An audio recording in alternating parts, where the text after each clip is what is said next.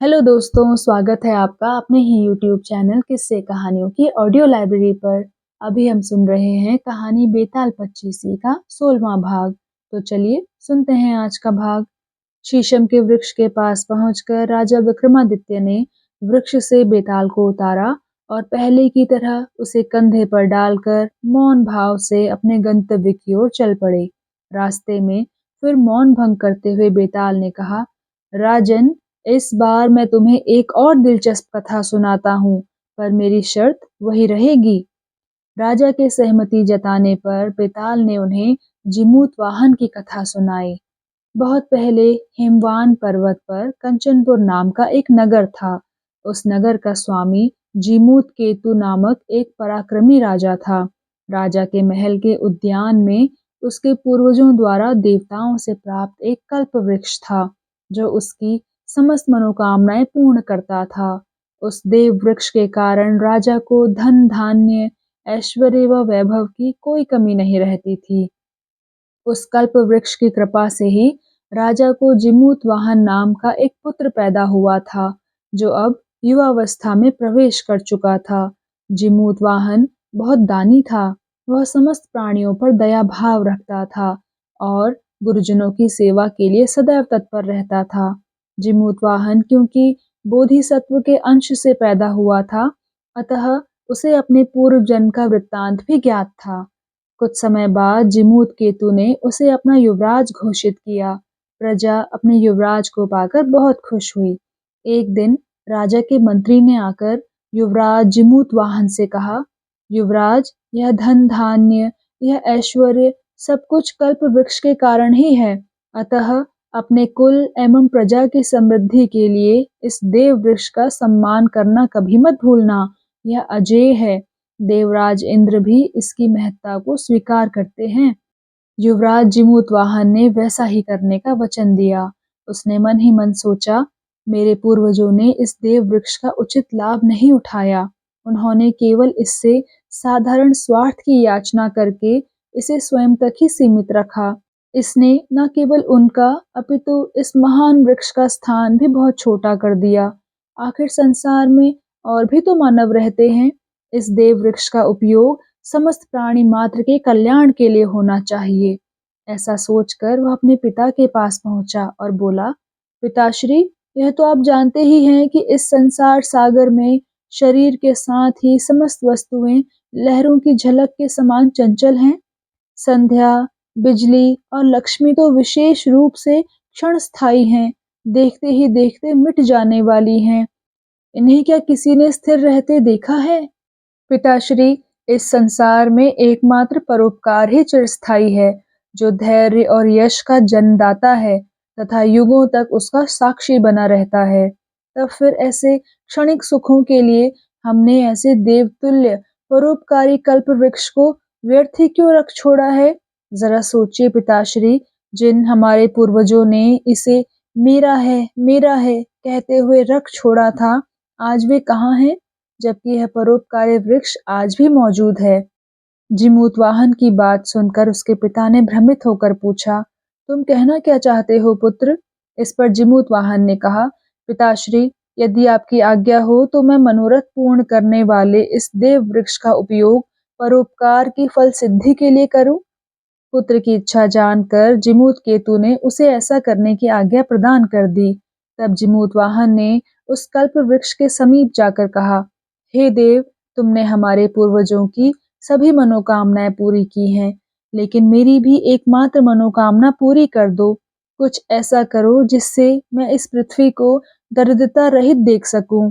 जाओ, तुम्हारा कल्याण हो। मैं धन की इच्छा रखने वालों के लिए तुम्हारा विसर्जन करता हूँ। युवराज ने हाथ जोड़कर जब यह कहा तो उस वृक्ष से आवाज आई, तुम धन्य हो राजकुमार, तुम्हारे त्याग की मैं सराहना करता हूँ। तुम्हारे पूर्वज मुझे देवताओं से मांग कर लाए थे, इसलिए मैं अब तक वचनबद्ध था। अब तुमने मेरा त्याग कर दिया है तो मैं जाता हूँ। तुम्हारा कल्याण हो। पल भर बाद ही वह वृक्ष आकाश में उड़ गया और उसने पृथ्वी पर इतना धन बरसाया कि वहां कोई भी गरीब न रहा। जिमूत वाहन के ऐसा करने से उसका यश तीनों लोकों में फैल गया। लोग उसके नाम की जय जयकार करने लगे। लेकिन जिमूतवाहन का कल्प वृक्ष को विसर्जन करना उसके बंधु बांधवों को रास न आया। वे लोग उससे ईर्ष्या करने लगे। उन्होंने एकत्र होकर सोचा कि विपत्तियों का नाश करने वाला कल्प वृक्ष तो अब उनके पास रहा नहीं, उसे तो जिमूतवाहन ने लोक कल्याण के लिए दे डाला। अतः अब कंचनपुर पर सहज ही अधिकार किया जा सकता है। ऐसा सोचकर वे कंचनपुर को अधिकार में लेने के लिए युद्ध की तैयारियां करने लगे। यह देखकर जिमूतवाहन ने अपने पिता से कहा, पिताश्री, मैं आपके शौर्य को भली प्रकार जानता हूँ। विश्व में ऐसा कौन है जो शूरता में आपका सामना कर सके? किंतु सगे संबंधियों को मारकर इस पापमय और नाशवान शरीर से राज सुख का उपभोग करना सर्वथा अनुचित है। अतः हमें स्वेच्छा से इस राज्य को त्याग कर कहीं और चल देना चाहिए। इस पर उसके पिता ने कहा, पुत्र, मैं तो तुम्हारे लिए ही इस राज्य की कामना करता था। जब तुम स्वयं ही इसके त्याग की बात कह रहे हो तो मुझे राज्य का प्रलोभन कैसे हो सकता है? अतः जैसा तुम उचित समझो वैसा ही करो। इस प्रकार जिमूतवाहन अपना राज्य छोड़कर अपने माता पिता को साथ लेकर मलय पर्वत पर चला गया और चंदन वन से ढके हुए एक झरने के पास वाली कंदरा में आश्रम बनाकर रहने लगा। वहां विश्वावसु नाम के सिद्धों के राजा रहते थे। उनके पुत्र मित्रावसु से जिमूतवाहन की मित्रता हो गई। एक बार घूमता फिरता जिमूतवाहन उपवन में स्थित भवानी गौरी का मंदिर देखने के लिए गया। वहां उसने सखियों सहित एक उत्तम कन्या को देखा जो भगवती गौरी को प्रसन्न करने के लिए वीणा बजा रही थी। अप्सराओं को भी मात करने वाली उस कन्या का रूप सौंदर्य देखकर जिमूतवाहन ठगा सा रह गया। पहली ही निगाह में उस सुकुमारी ने उसका हृदय चुरा लिया था। वह कन्या भी कामदेव जैसे सुंदर जिमूतवाहन को देखकर उस पर मोहित हो गई। वह एकटक उसी की ओर देखने लगी जिससे उसकी वीणा भी विकल आलाप करने लगी। अनंतर जिमूतवाहन ने उसकी एक सखी से उस कन्या का नाम और उसका वंश पूछा। कन्या की सखी ने बताया कि उसका नाम मलयवती है और वह सिद्धों के राजा विश्वावसु की पुत्री तथा मित्रावसु की बहन है। तब उस सखी ने जिमूतवाहन से उसका नाम और वंश पूछा। यह जानने पर कि जिमूतवाहन विद्याधरों का राजा है तो उसे बहुत खुशी हुई। उसने मलयवती के पास जाकर कहा, सखी, विश्व में पूजे जाने योग्य महान विद्याधरों के राजा यहाँ पधारे हैं। तुम्हें आगे बढ़कर उनका स्वागत करना चाहिए। इस पर मलयवती मौन ही रही।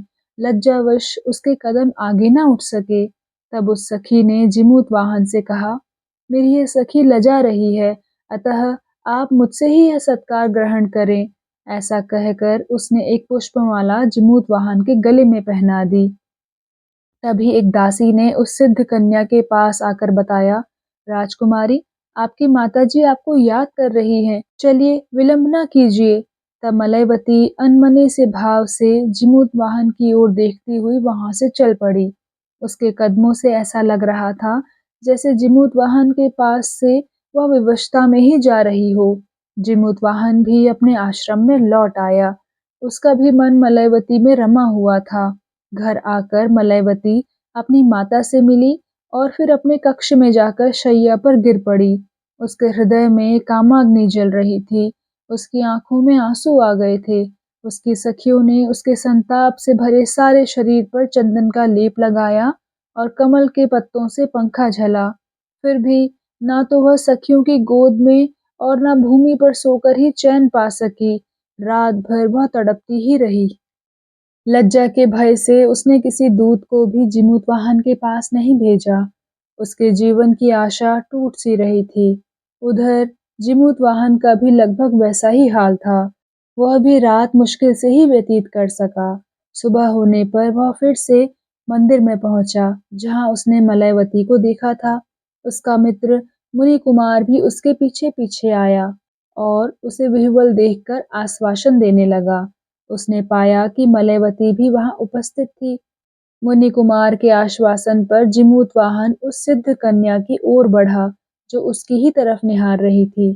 जब उसे विश्वास हो गया कि राजपुत्री उसका निवेदन नहीं ठुकराएंगी तो उसने फूलों की एक माला मलयवती के गले में डाल दी। मलयवती ने अपनी कोमल दृष्टि से जिमूतवाहन को देखते हुए एक नील कमल की माला उसके गले में पहना दी। इस प्रकार आपस में एक शब्द बोले बिना ही उन दोनों ने स्वयंवर विधि पूरी कर ली। तत्पश्चात वह जिमूतवाहन की ओर प्रेमपूर्ण नजरों से देखती हुई वहां से विदा हो गई। जिमूतवाहन भी, जिसका मन अभी भी राजपुत्री में रमा हुआ था, थके कदमों से वापस अपने आश्रम लौट आया। अपने अपने स्थान पर पहुंचकर दोनों ही विरह वेदना में तड़पने लगे। उस रात भी ना तो जिमूतवाहन को ही नींद आई और ना मलयवती ही सो सकी। तीसरे दिन जब वह बहुत व्याकुल हो गया, तो इस आशा से कि शायद उधर विरह की आग में जलती हुई मलयवती भी उससे मिलने वहां पहुंचेगी, वह अपने मित्र मुनि कुमार के साथ उस गौरी माता के मंदिर जा पहुंचा। मलयवती भी वहां तभी पहुंची थी।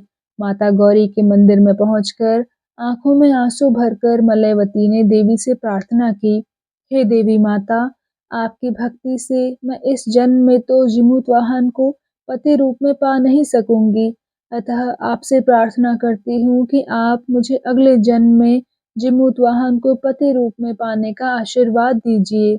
यह कहकर उसने अपने साथ लाई एक चादर से अपना गला घोंटना चाहा।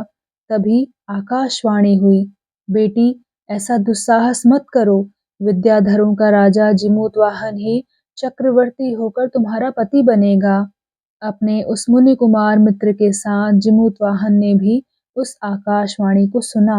वे दोनों एक वृक्ष के पीछे खड़े हुए थे। आकाशवाणी सुनकर तत्काल दोनों मलयवती के पास पहुंच गए।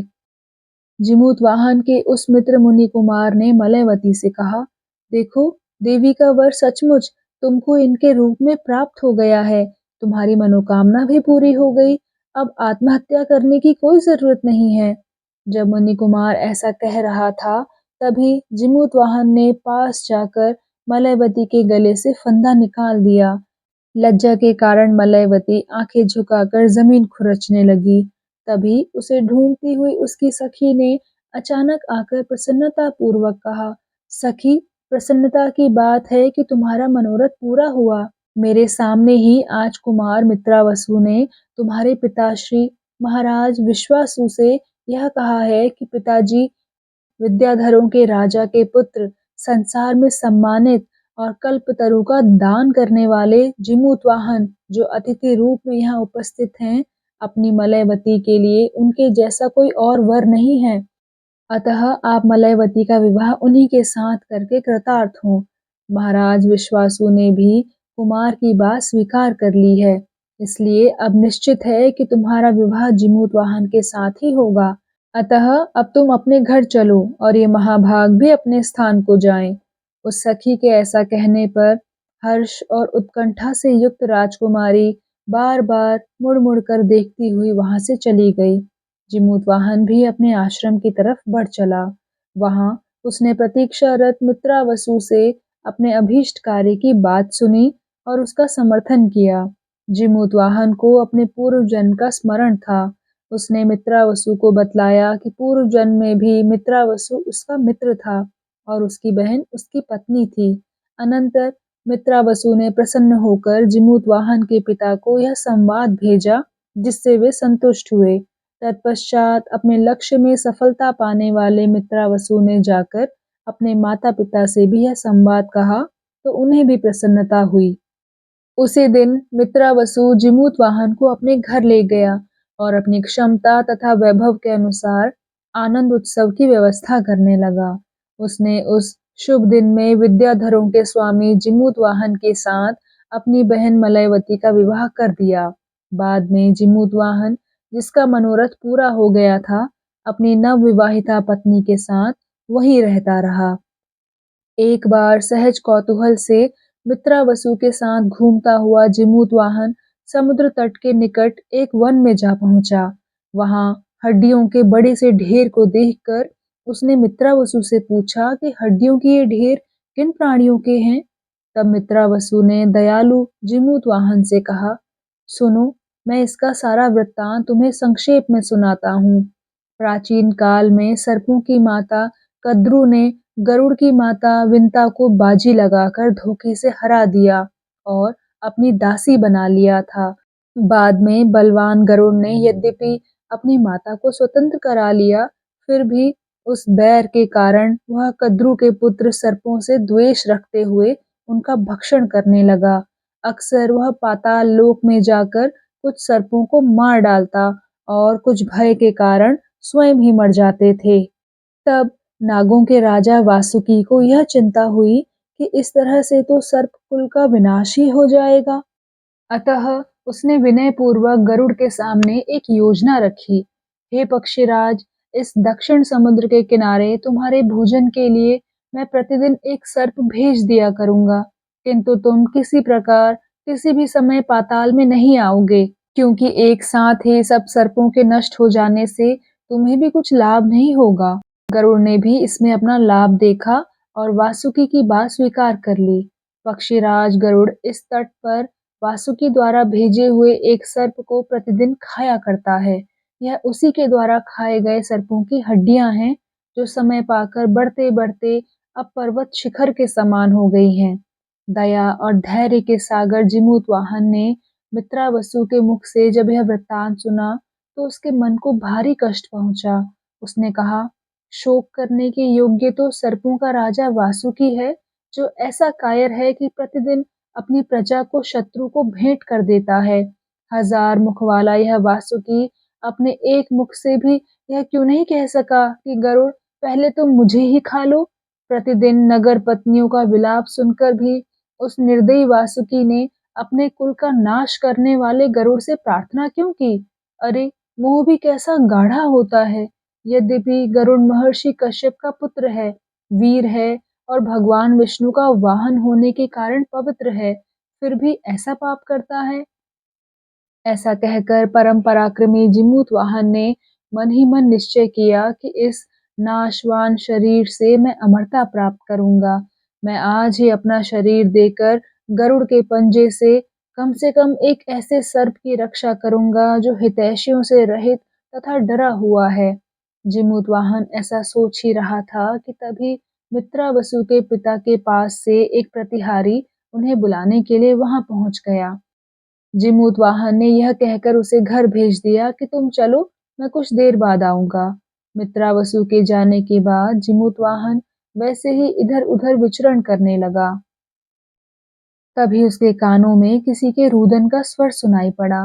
वह पास पहुंचा और छिपकर एक शिलाखंड के नीचे खड़ा हो गया। वहां उसने एक वृद्धा नाग स्त्री को विलाप करते देखा। उसके समीप ही एक सुंदर सा काले रंग वाला नाग युवक खड़ा था, जो उस स्त्री से अनुनय पूर्वक उसे घर लौट जाने को कह रहा था। यह कौन है? इसे जानने को उत्सुक जिमूतवाहन ने छिपकर उनकी बातें सुनी। वृद्धा स्त्री उस युवक से रोते हुए कह रही थी, हाँ शंखचूड़, हाँ, 100 दुखों से पाए हुए मेरे गुणी पुत्र, हाँ मेरे कुल के एकमात्र सूत्र, अब मैं फिर तुम्हें कहाँ देख सकूंगी। मेरे कुल दीपक, तुम्हारे बिना तुम्हारे वृद्ध पिता कैसे अपना बुढ़ापा काट सकेंगे। तुम्हारे जो अंग सूर्य किरणों के स्पर्श से भी कुम्हला जाते थे, वे गरुड़ के द्वारा खाए जाने की पीड़ा कैसे सहन कर पाएंगे। नागलोक तो बहुत बड़ा है, फिर विधाता और नागराज ने मुझ अभागिनी के एकमात्र पुत्र तुम्ही को क्यों चुन लिया। इस प्रकार रोती बिलखती हुई उस माँ से उसके युवा पुत्र ने कहा, माँ, मैं तो स्वयं ही बहुत दुखी हूँ, तुम मुझे और दुखी क्यों कर रही हो। अब तुम घर लौट जाओ, मैं तुम्हें अंतिम प्रणाम करता हूँ, गरुड़ के आने का समय हो रहा है। यह सुनकर वृद्धा पछाड़ खाकर गिर पड़ी और किसी की सहायता मिलने की आशा में इधर उधर व्याकुल नेत्रों से देखने लगी। यह सब देखकर और सुनकर बोधिसत्व के अंश रूप जिमूतवाहन को बड़ी दया आई। वह सोचने लगा, ओह, तो यही है शंखचूड़ नामक वह नाग जिसे वासुकी ने गरुड़ के भोजन हेतु भेजा है, और यह इसकी वृद्धा माता है जो अपने एकमात्र पुत्र के स्नेह के कारण ममतावश रोती हुई यहाँ तक आई है। आज यदि मैंने इसके जीवन की रक्षा ना की, तो मेरे जीवन को धिक्कार है। यह सोचकर वह उस वृद्धा और युवक के पास पहुंचा और बोला, माँ, तुम चिंता मत करो, मैं तुम्हारे पुत्र की रक्षा करूंगा। वृद्धा उसे देखकर भयभीत हो गई। उसने समझा कि वही गरुड़ है। ऐसा विचार कर उसने कातर स्वर में जिमूत वाहन से कहा, हे गरुड़, मेहरबानी करके तुम मुझे खा लो, किंतु मेरे पुत्र का जीवन बख्श दो। तब शंखचूड़ ने अपनी माता को धीरज दिया, कहा, माँ, तुम डरो मत, यह गरुड़ नहीं है। कहाँ चंद्रमा के समान आनंद देने वाले ये महापुरुष और कहाँ वह नागभक्षी गरुड़। शंखचूड़ के ऐसा कहने पर जिमूत वाहन ने कहा, माँ, तुम घबराओ नहीं, मैं एक विद्याधर हूँ, तुम्हारे पुत्र की रक्षा के लिए यहाँ आया हूँ। उस मूर्ख गरुड़ को मैं अपना शरीर अर्पित करूंगा। तुम अपने पुत्र के साथ घर लौट जाओ। यह सुनकर वृद्धा ने कहा, ऐसा मत कहो, तुम भी मेरे पुत्र के ही समान हो। तुमने मेरे पुत्र की जगह अपना बलिदान देने की बात कहकर मुझ पर बहुत कृपा की है। तब जिमूत वाहन ने कहा, माँ, जब तुमने मुझे पुत्र कहकर यह सम्मान दिया है तो मेरे मनोरथ को सिद्ध होने दो। मुझे इस बलिदान से मत रोको माँ, अन्यथा मैं यह समझूंगा कि मेरा जीवन व्यर्थ हो गया।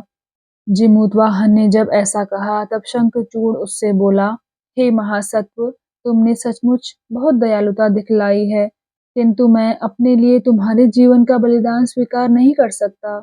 मेरे जैसे साधारण व्यक्तियों से तो यह संसार भरा पड़ा है, किंतु आप जैसे विरले ही इस संसार में मिलते हैं। हे सुबुद्धि, चंद्रबिंब के कलंक के समान मैं अपने पिता शंखपाल के पवित्र कुल को मलिन न कर सकूंगा। ऐसा कहकर शंखचूड़ ने अपनी माता से कहा, माँ, तुम इस दुर्गम वन से लौट जाओ। क्या तुम इस वध्यशिला को नहीं देखती, जो सर्पों के रक्त से भीगी हुई है और यमराज की विलास शैया के समान भयानक है। मैं गरुड़ के आने से पहले ही समुद्र तट पर जाकर भगवान गोकर्ण को प्रणाम करके शीघ्र ही लौट कर आता हूँ। यह कहकर शंखचूड़ ने करुण स्वर में रोती हुई अपनी माता से विदा लेकर उसे प्रणाम करके गोकर्ण की वंदना के लिए वहां से प्रस्थान किया। जिमूत वाहन यह सोचकर कि यदि इसी बीच गरुड़ आ जाए तो मेरा मनोरथ पूरा हो जाए, वह उस शिला पर जाकर लेट गया जो गरुड़ के शिकार के लिए निश्चित की गई थी। कुछ ही क्षण बाद गरुड़ वहां पहुंच गया। उसने जिमूत वाहन को अपने विकराल पंजों में दबाया और ऊपर उड़ गया। जिमूत वाहन को पंजों में दबाए हुए जब गरुड़ उसे चोंच मार मार कर खाने लगा तो उसके शरीर से रक्त झरझर कर नीचे टपकने लगा। इसी बीच जिमूत वाहन का शिरोमणि, जिस पर रक्त लगा हुआ था, नीचे ठीक उसी स्थान पर जाकर गिरी जहां उसके पिता, माता एवं उसकी पत्नी मलयवती बैठे हुए थे। मलयवती ने अपने पति की शिरोमणि को तुरंत पहचान लिया और वह विह्वल हो उठी। आंखों में आंसू भरकर उसने अपने सास ससुर को जब वह शिरोमणि दिखाई तो वे भी घबरा उठे। तत्पश्चात अपनी विद्या के द्वारा ध्यान करके राजा जिमूत केतु ने सारा वृत्तांत जान लिया और वह अपनी रानी कनकवती तथा पुत्र वधू के साथ शीघ्र ही उस स्थान की ओर चल पड़े जहां गरुड़ जिमूत वाहन को ले गया था। इधर शंखचूड़ जब गोकर्ण को प्रणाम करके लौटा तो उसने विकल होकर देखा कि वध्यशिला रक्त से भीगी हुई है। शंखचूड़ समझ गया कि परोपकारी जिमूत वाहन ने उसकी जगह स्वयं का बलिदान कर दिया था। तब उसने मन में सोचा कि मैं इस बात का पता अवश्य लगाऊंगा कि सर्पों का शत्रु वह गरुड़ उस महान आत्मा को कहाँ ले गया है। यदि मैं उसे जीवित पा सका तो अपयश के कलंक को अपने माथे से धो सकूंगा। तब शंखचूड़ खून की टपकी बूंदों के सहारे आगे बढ़ता गया।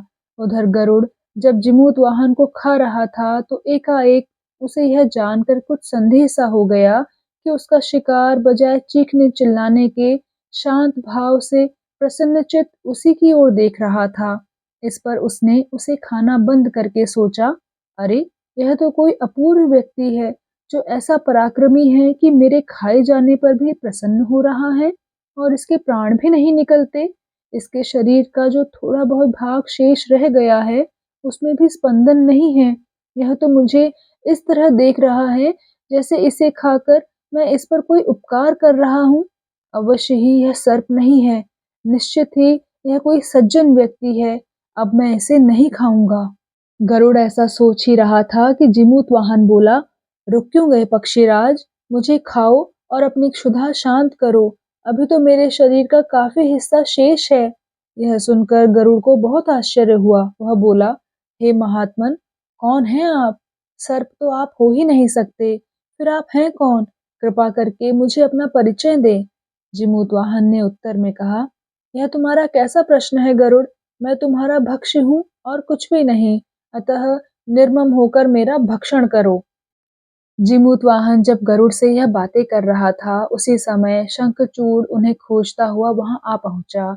उसने दूर से ही गुहार लगाई, रुको विंता पुत्र, इसे खाकर कलंक के भागी मत बनो, यह तुम्हारा भक्ष्य नहीं है, तुम्हारा भक्ष्य तो मैं हूँ, एक नागपुत्र। यह कहता हुआ वह दौड़कर वहां पहुंचा और उन दोनों के बीच खड़ा हो गया। गरुड़ को चक्कर में पड़ा देखकर शंखचूड़ ने पुनः कहा, किसी भ्रम में मत पड़ो विंता पुत्र, तुम जिसे अपना भक्ष्य समझकर उठा लाए हो, वह तो एक महान आत्मा, महान परोपकारी, विद्याधरों का राजा जिमूतवाहन है।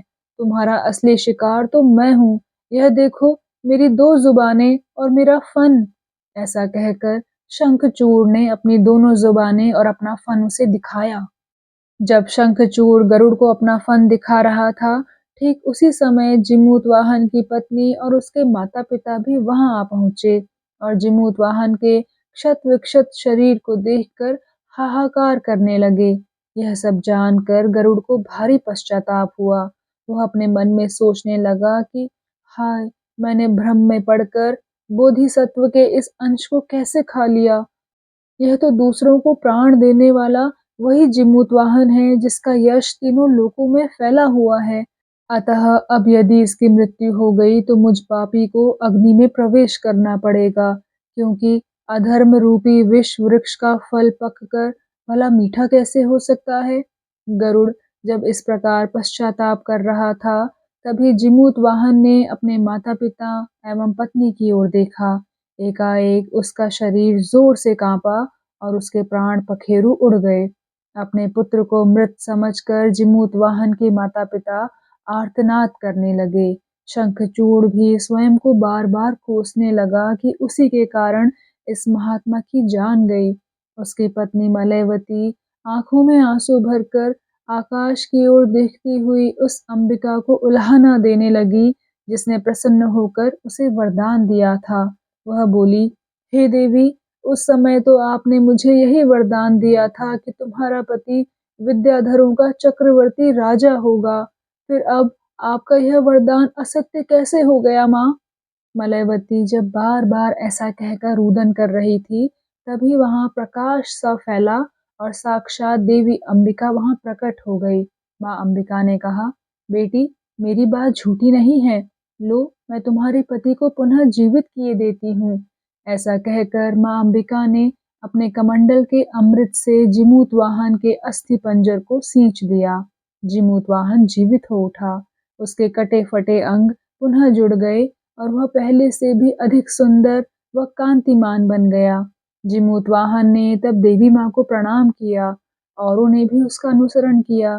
तब देवी माँ ने उससे पूछा, पुत्र जिमूतवाहन, मैं तुम्हारे देहदान से परम संतुष्ट हूँ, इसलिए अपने हाथों से मैं तुम्हारा चक्रवर्ती पद पर अभिषेक करती हूँ। तुम एक कल्प तक विद्याधरों पर राज करोगे। यह कहकर देवी ने कलश के जल से जिमूतवाहन का अभिषेक किया और फिर वह अंतर्धान हो गई। उसी समय वहां फूलों की वर्षा हुई और आकाश में उपस्थित देवताओं की दुदुम्बियां बजने लगी। अब गरुड़ ने विनीत होकर जिमूतवाहन से कहा, हे चक्रवर्ती, मैं आपके अपूर्व पराक्रम से बहुत प्रसन्न हूँ। तुमने जो कुछ किया है वह तीनों लोकों को अचरज में डालने वाला है। इस कृत्य से तुमने अपना नाम ब्रह्मांड की भित्ति पर लिख दिया है। अतः आप मुझे आज्ञा दीजिए और मेरे द्वारा कोई वर प्राप्त कीजिए। इस पर जिमूतवाहन ने कहा, हे पक्षीराज, यदि आप मुझ पर प्रसन्न हैं तो आप वचन दीजिए कि आज से फिर आप सर्पों का भक्षण ना करेंगे। साथ ही ये भी कि जिन सर्पों को आप खा चुके हैं और जिनकी हड्डियां ही शेष रही हैं, उन्हें भी पुनः जीवन दान देंगे। तब गरुड़ ने ऐसा ही वचन दिया, साथ ही मृत सर्पों को भी फिर से जीवित कर दिया। गौरी की कृपा से सभी विद्याधरों ने जिमूत वाहन के इस अद्भुत कृत्य की बात जान ली। कुछ ही देर में वे सभी राजा वहां आ पहुंचे। उन्होंने जिमूत वाहन के चरणों में झुककर प्रणाम किया। जिमूत वाहन ने जब गरुड़ को विदा कर दिया, तब वे उसके संबंधियों और मित्रों सहित उसे हिमालय पर्वत पर ले गए, जहां मां पार्वती ने अपने हाथों अभिषेक करके उसे चक्रवर्ती का पद दिया। जिमूत वाहन ने अपने माता-पिता मित्रावसु, मलयवती तथा घर जाकर लौटे हुए शंखचूड़ के साथ रहते हुए बहुत दिनों तक चक्रवर्ती सम्राट का पद संभाला। उसका साम्राज्य उन रत्नों से भरपूर था जिन्हें उसने अपने अलौकिक कार्यों द्वारा अद्भुत रूप से प्राप्त किया था। बेताल ने यह अत्यंत अद्भुत कथा सुनाकर राजा विक्रमादित्य से पूछा, राजन, अब तुम यह बताओ कि उन दोनों में अधिक पराक्रमी शंखचूड़ था या जिमूत वाहन? यदि तुम जानते हुए भी इस बात का उत्तर न दोगे तो तुम्हारा सिर खंड खंड हो जाएगा। बेताल की बात सुनकर शाप के भय से राजा विक्रमादित्य ने मौन त्याग दिया और उद्वेग रहित होकर कहा, बेताल, जिमूत वाहन ने जो कुछ किया उसमें आश्चर्य की कोई बात नहीं है, क्योंकि उसे अनेक जन्मों की सिद्धियां प्राप्त थी। सराहने योग्य तो शंखचूड़ ही है। उसके शत्रु को किसी और ने अपना शरीर अर्पित कर दिया था और गरुड़ उसे लेकर दूर चला गया था। फिर भी वह भागा भागा उनके पीछे वहां गया और उसने हठ पूर्वक अपना शरीर प्रस्तुत किया। राजा का यह सटीक उत्तर सुनकर बेताल उसके कंधे से उतरकर फिर उसी शीशम के वृक्ष की ओर उड़ गया और राजा ने भी उसे पुनः लाने के लिए उसके पीछे पीछे दौड़ लगाई। तो दोस्तों, कैसा लगा आपको आज का ये भाग? कृपया कमेंट सेक्शन में आकर ज़रूर बताइएगा। और अगर आपने अभी तक इस चैनल को सब्सक्राइब नहीं किया है तो कृपया सब्सक्राइब भी ज़रूर कर लीजिएगा। मैं मिलती हूँ आपसे इसी कहानी के अगले भाग के साथ। तब तक के लिए धन्यवाद।